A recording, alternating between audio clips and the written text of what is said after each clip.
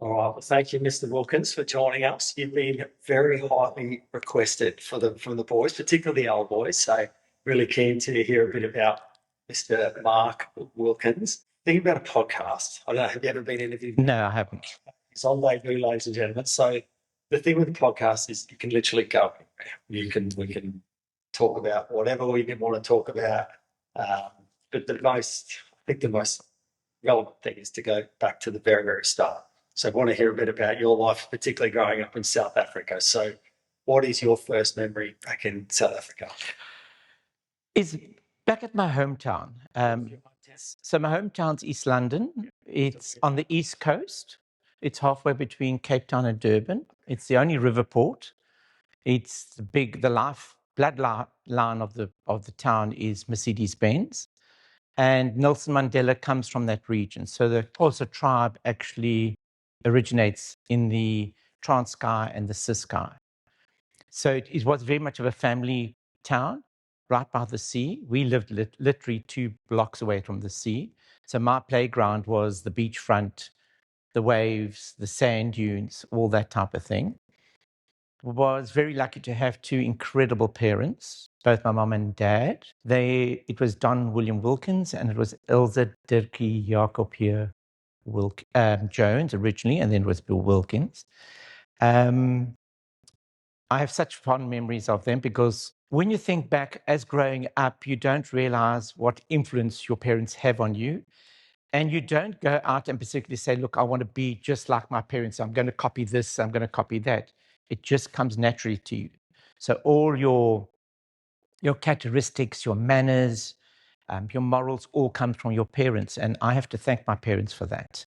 I can honestly say my father worked for the South African Transport Services as a liaison officer, knew the Xhosa language backwards, spoke it fluently. And so he would go out and negotiate if there was any problems.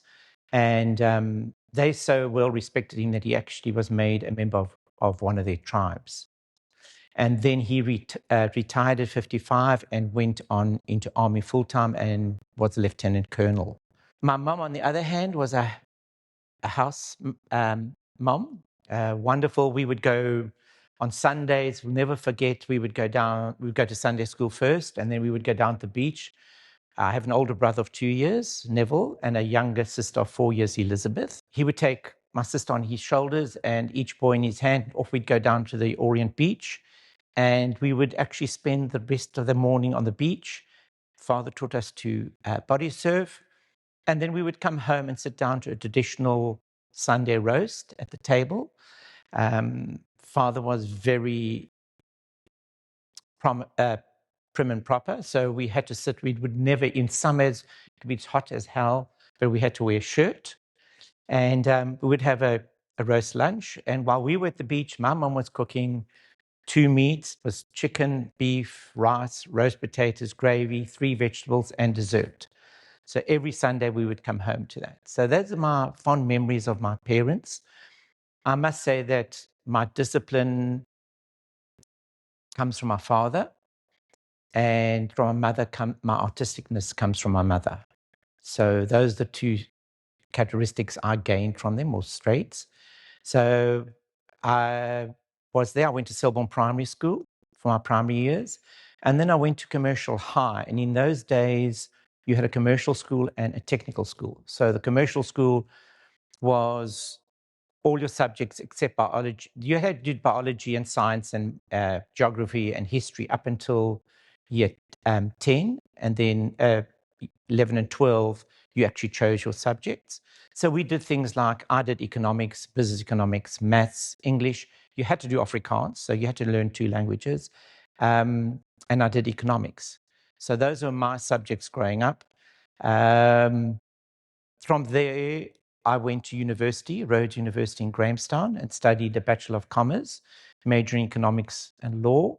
And after that, I did a higher diploma in education in order to become a teacher. There's a lot in that.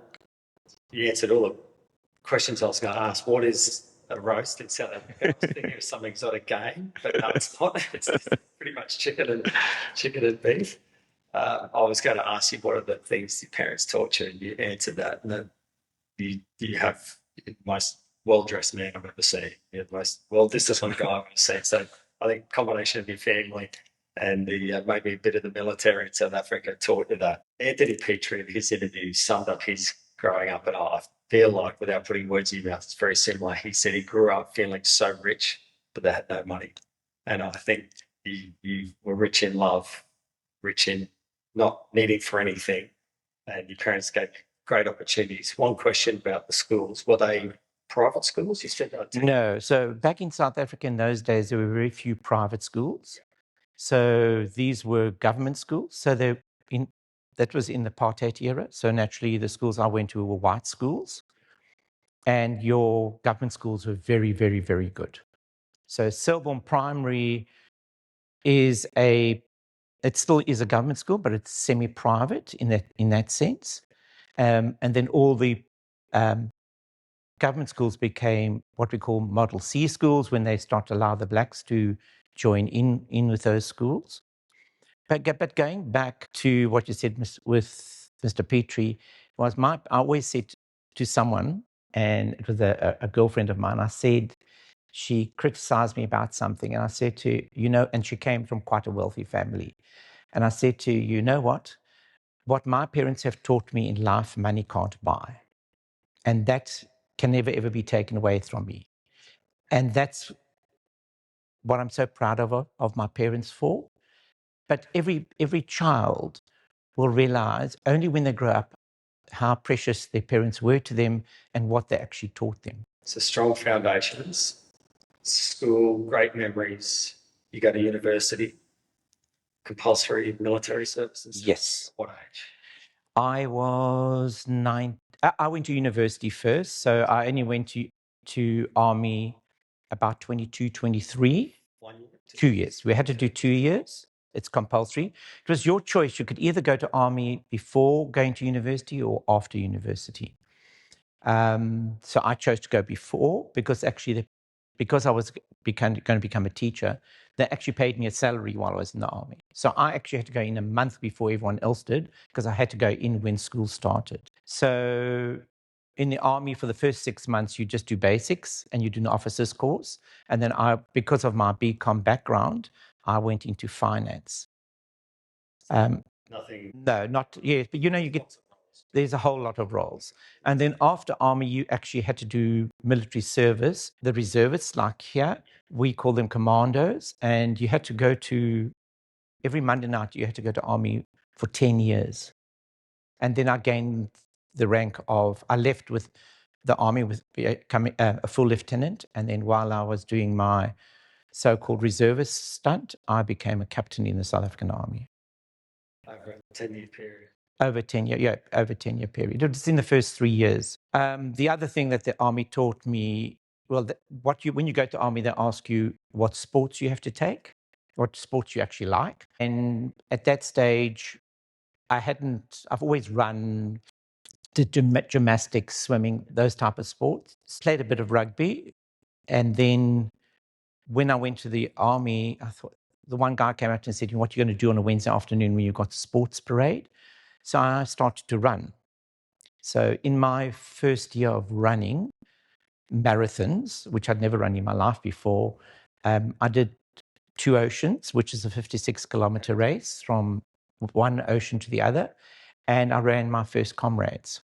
We're going to talk about Comrades. Let's not get too far ahead because more often than keen to hear a bit about Comrades. This podcast was designed in our 125th year to get to know people, right? It's not meant to be any kind of, it doesn't have a political slant or an education slant, but because you grew up in the thick of it, the most impactful book I've ever read is Nelson Mandela's autobiography. If you haven't read it, people read it. It's unbelievable. It is very good. Which effectively translated to English as a part.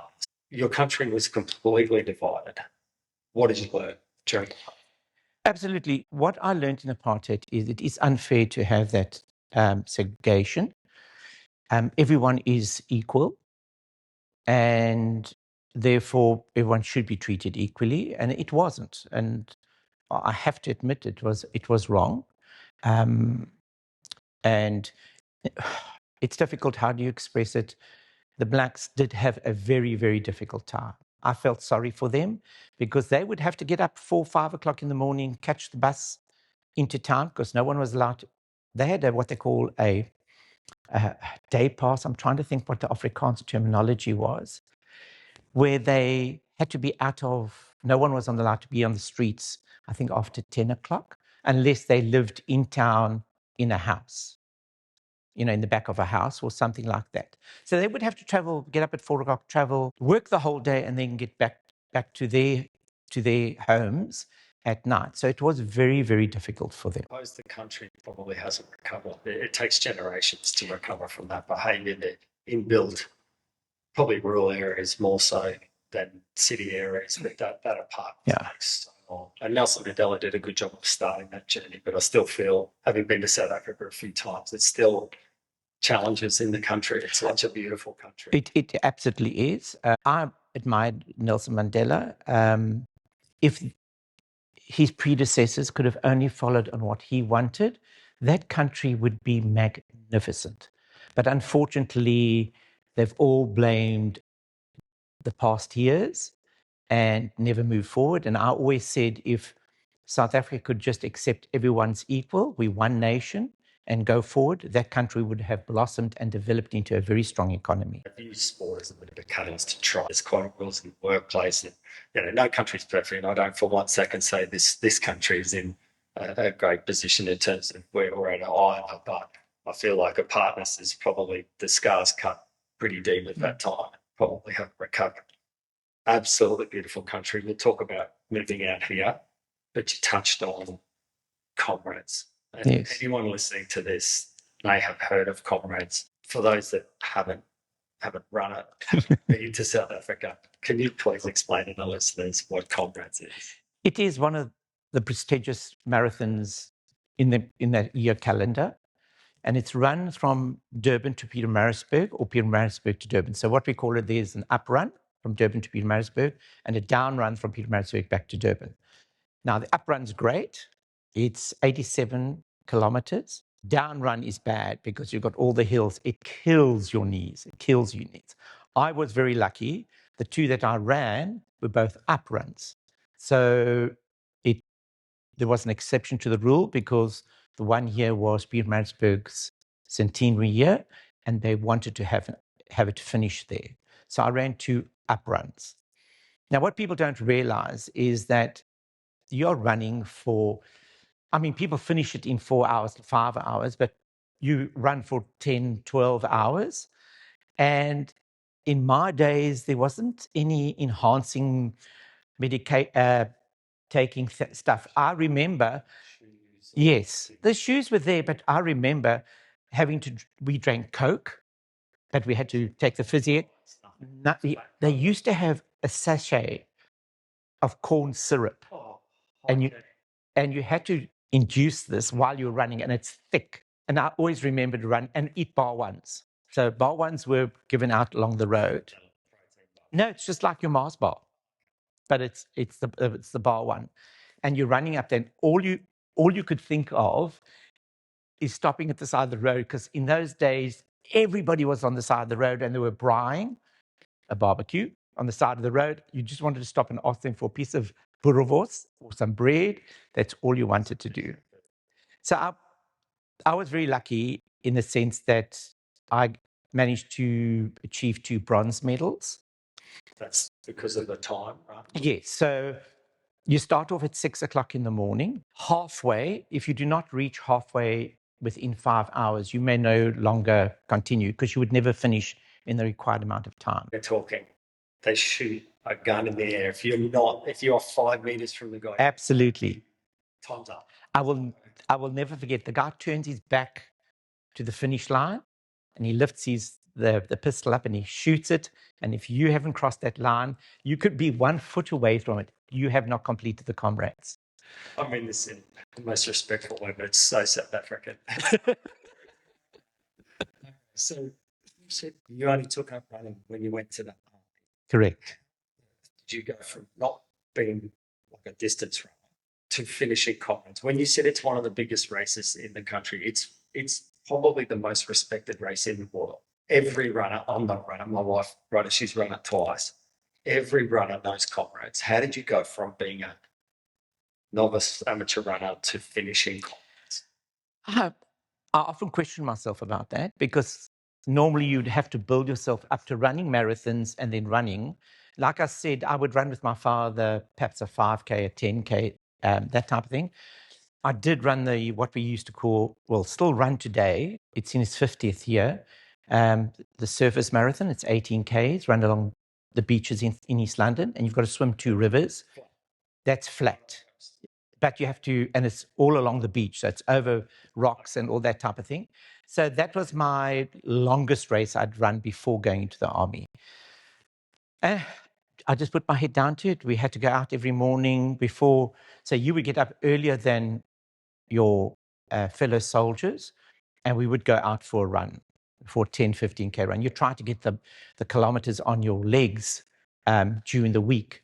And then you have to run a marathon to qualify for the Comrades and for 2 Oceans. So in my first year, I must have run about 12 marathons to get that. But to me, it's the best sport ever because you get out there, your first 5Ks may be difficult, and then you get into a stage or a level where everything just goes past and you just off you go, and that's how you enjoy the running. So, a couple of things. First question, how many times did you say to yourself over the 87K? To really be honest, never. Never. Wow. No. Never, not once in the run. Not once in the run. Not that I can remember. But honestly, I never ever wanted to quit. I was very lucky. My second marathon was to actually run with my brother. And I've actually got a photograph of us, of the 2 of us running together.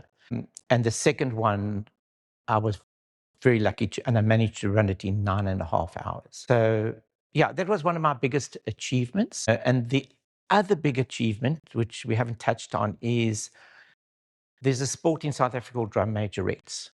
So that's a group of girls of 49 that perform on the sides of a rugby field to music, and it's military and that. I coached for 20 years that at the school, because the school I went to, Commercial High, I was head boy. And then while I was at university and in the army, I came back and trained these girls. And then afterwards, I came back and taught at the school as well. And then I trained these girls, and the squad I trained over the years, in the last 15 years, we were in the top 3 in the country. So we were... Yes, so we've won the national championships. I think we won it about 5 times. And then actually went over to the World Championships in Nagoya in Japan.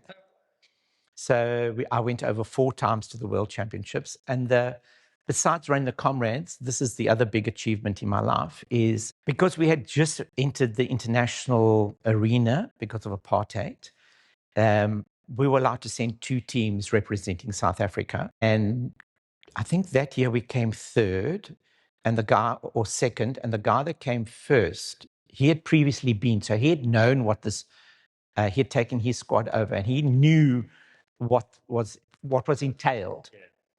And they gave me 6 girls. I was only allowed to take 6 girls over. And he chose the best categories he wanted and left 2 categories to me. And was flag twirling, I'll never forget, and baton twirling. Never done baton twirling in our lives. So the 6 girls came to me and we trained. We watched videos. And the one family, the family actually sold their TV to actually send their daughter on this tour. Anyway, to cut things short, we went up to Johannesburg to fly out overseas. We really were the underdogs, and all the TV cameras were on this other guy and his squad. And we said, fine, we'll just go and we'll do our best. So off we went. We went to Nagoya, and it was in an old Olympic indoor stadium. And it is live broadcast in Japan.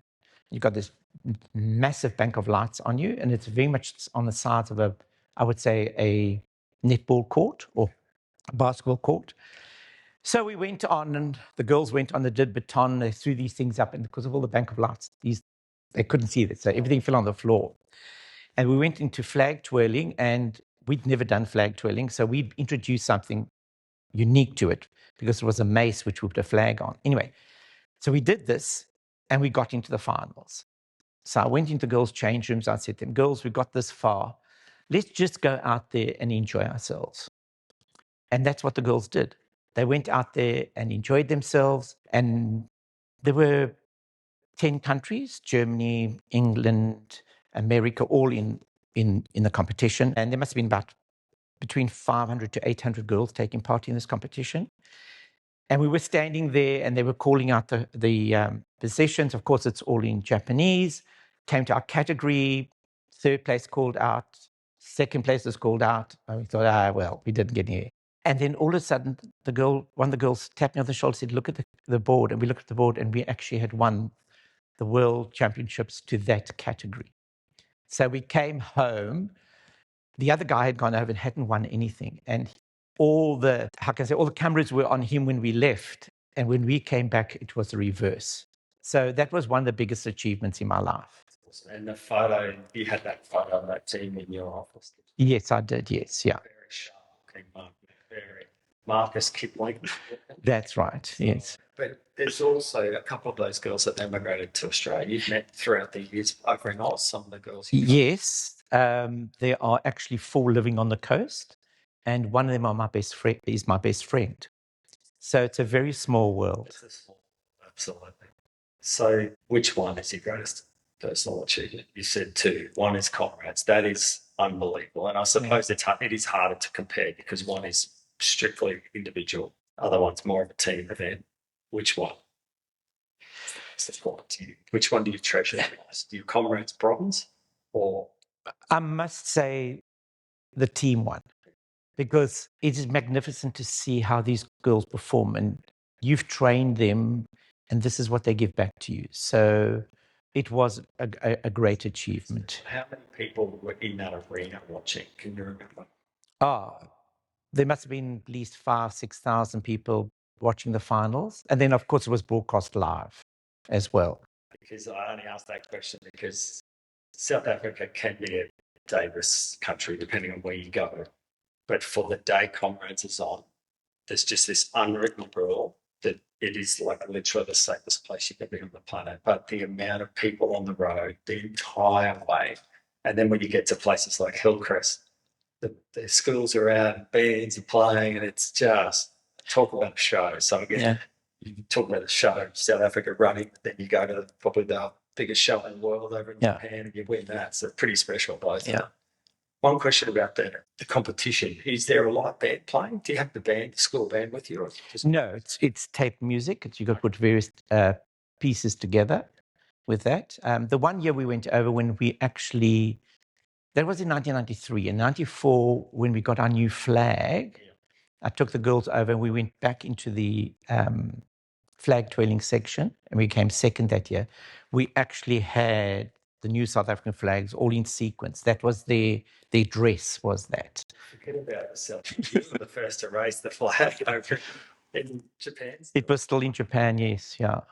So you've had some amazing experiences. I don't want to jump ahead too quickly because your foundation's in South Africa. You had a wonderful upbringing. You got to experience a lot. When does the thought of Australia enter your mind? I must say that when apartheid was abolished, that was, yes, 94.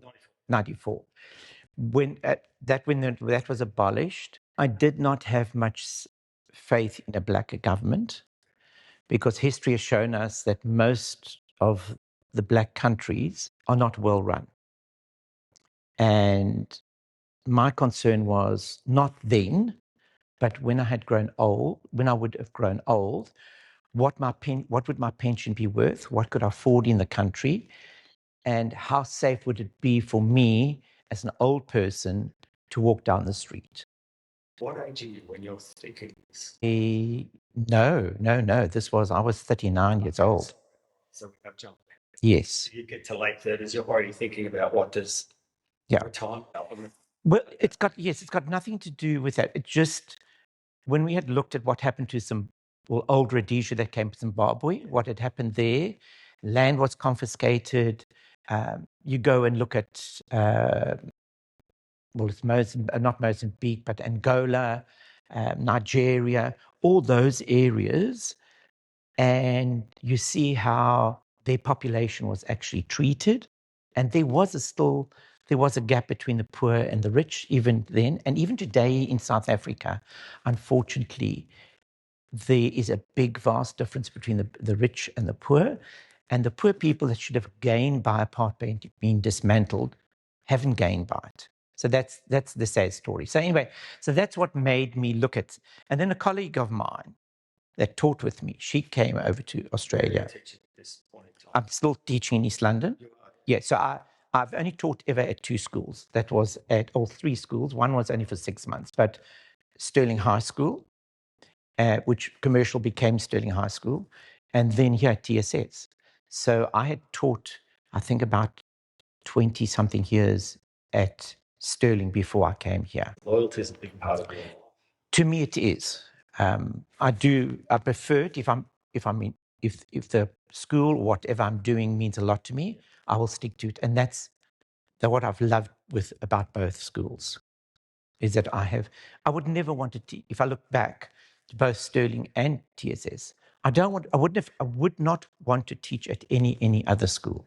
We better not jump ahead too quickly because we're only just getting to the thought of coming to Australia. My question to you is, once that becomes a reality, and things were put in place in governments so it was easy to come over as a skilled professional. You talked about having lunch with your family, how close you were. One of your best memories is running Comrades with your brother. You still have a very close relationship with your sister, your late parents. How's that dinner table conversation going that you are thinking of being so close, not leaving East London except to do Comrades or to go to Nuku'era in Japan? How's that conversation going? Well, the funny thing is, my brother said to me, I never believed you until you actually got on the plane. So, as I said, a colleague of mine that taught with me at Stirling, she had come over to... She had already moved. No, she moved to Brisbane. So what had happened in my life was I got to that stage where I was ahead of a year level. So we didn't have heads of department. We had that's right. So that's what, so I was the year coordinator for year 11s for about 15 years. And I said to myself, East London had become too small for me. I wanted to move out. So my next move was to Cape Town, because I always loved Cape Town. And what had happened in those days, they actually froze all posts. So they weren't allowed to appoint new posts. So if I went down to Cape Town, I would have to go down as the teacher, not as a head of department. No one could then be promoted. No. Whatever position you're in, you stay. You stayed in that, or you had to go down. It was just those years, it was finances, and I also think getting more black teachers into white schools. So that's what they did. So they froze. It was more of a financial thing that they just froze everything. So you're in Cape Town and your position gets frozen, or you? No, I'm in East London now. So my thought was either Cape Town. So I thought I want to go to Cape Town. And then when all this happened, I thought, well, where else can I go? And then I thought, I came over in 98 and I came to Perth, Melbourne, Brisbane, and Sydney. Those were the 4 cities I visited, and visited various schools there. And I went over to New Zealand as well and visited New Zealand, some schools there. And when I was there, I thought, this weather's not for me. I don't like the cloudy days and the rain all the time. So I said, that is out. And I'm very much of a sun boy. So Australia was perfect. I mean, taking yourself out of South Africa and putting yourself into Australia, there's no difference. Absolutely. Your climate's the same. Your fun, wouldn't say architecture's similar, yeah, like everything. Everything about it. So I came out, then I went back, and I still thought about it. And in those days, you didn't go through an agency. You could go through an agency, but I did it all off by myself. So so the year I was turning 40, if I turned 41, I wouldn't get in because I would have been shorter of 5 points, by 5 points. So my birthday's in October, and I put my application in September because they stamp your applications from that date. So I put my application in, and they said, this is because you've done it on your own, this is going to take 2, 3, 4 years before they'll come back to you. And funny enough, the following September, I got to say I had permanent residency in Australia. Before you'd even moved out. Before I even had moved out. Stamped at 40, you're now 41. That's right, yes. Process, you can go on. Yes, so it was a year since I applied and then received my permanent residency in the country. And I was blown away by it because I wasn't expecting it. So I then all of a sudden, and I didn't want to apply for positions before I knew because I didn't know I was getting in. And so I then started to apply, and I said to my parents, I'm going. So I hadn't even sold my house yet. So I had a friend moving to my house. I said, I left the selling of my house to my parents. And on the 1st of January 2002, I landed in Australia. And I came up to Brisbane, and I stayed with Heather and Nigel Page. She was a colleague of mine. And for 3 months, I got 2 relief days. I had sent my CV out to about 20 schools. You had managed to convert to many. Badly. But I'll tell you a funny story is I had to do my driver's license again. Can you believe it? After 40 years, I had to do my driver's license again. Anyway, I did pass. And I drove into the centre of Brisbane, and I looked out and said, no, the car parks were just too expensive. In our terms, it was like 160 Rand now for a day in a car park. So I parked on the side of the road, got out, went, looked around Brisbane, came back. I remember, it was 4:05, and I didn't see it saying this was a non-stopping position after 4 o'clock. You couldn't park there. The fine was it $160? 4,000 Rand. Put things in perspective with parking, I parked for one whole day in Peterborough for 4 Rand. And of course, now you haven't earned any money. You're living off your other money. And naturally, coming over at that stage, prior to me coming over, the Rand was 5 Rand to Australian dollar. And then the Argentina government collapsed, and South Africa was in that pool of countries, and so it jumped up to $6.50 to the dollar. Then when I left, because I was working for the government, they wouldn't allow me to take my money out of the country. So they said to me, and I wanted to take an offshore account, and they said, no, you either leave your money in the country or you take it out. And I thought to myself, leaving my money in here, what is it going to be worth in a few years' time? So I took my money out. I'll never forget, they taxed me 80,000 Rand on my pension. And then you had to take your pension and divide by 6 Rand 50 to get the equivalent for money here. Yes. Which government? We roll the dice, cash in, you sell the house. Well, my parents sold them for me because I was here. Yeah. So the principal at Stirling High School didn't want me to go. He begged me to stay. I said, no, I'm not. He said he offered me other positions and that type of thing. I said, no, I want to go to Australia. So he said, look, you've got 6 months long service leave. I'll give you a year's leave at half pay.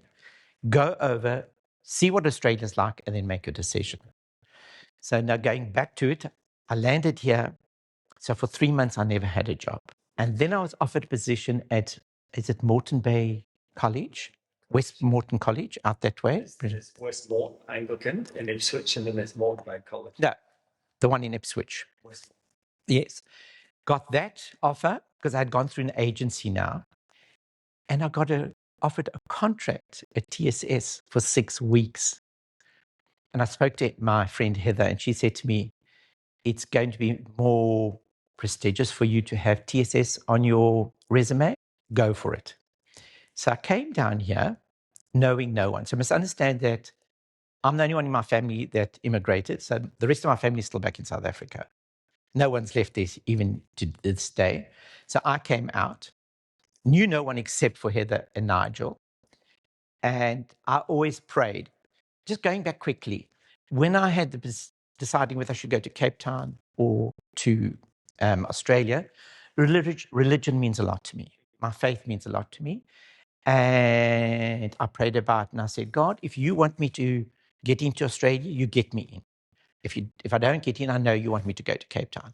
And funny enough, I got into Australia. And to this day, I thank him for that. There's an old saying in South Africa that I actually fell with my bum in the butter. So in other words, I got everything that I wanted and even better. So I always said to myself, I wanted to teach at a private school, at the ocean, at the sea, because I was brought up at the sea, and in a boarding school. Now, Stirling was a boarding school, and I also stayed as a resident master at Stirling in the boarding house as well. So that was my wish. And then this contract came up for 6 weeks, and my prayers were answered. So God was smiling down on you. Right? Most definitely. This is the perfect segue. So I've been breaking the interviews into two parts, part A and part B. We have just so perfectly come to a natural conclusion for part A, because then part B will be talking all about life at TSS. So half your working life's been in South Africa. We can now talk about the other half. So we'll take a break, come back and talk more about TSS. Thank you very, very much.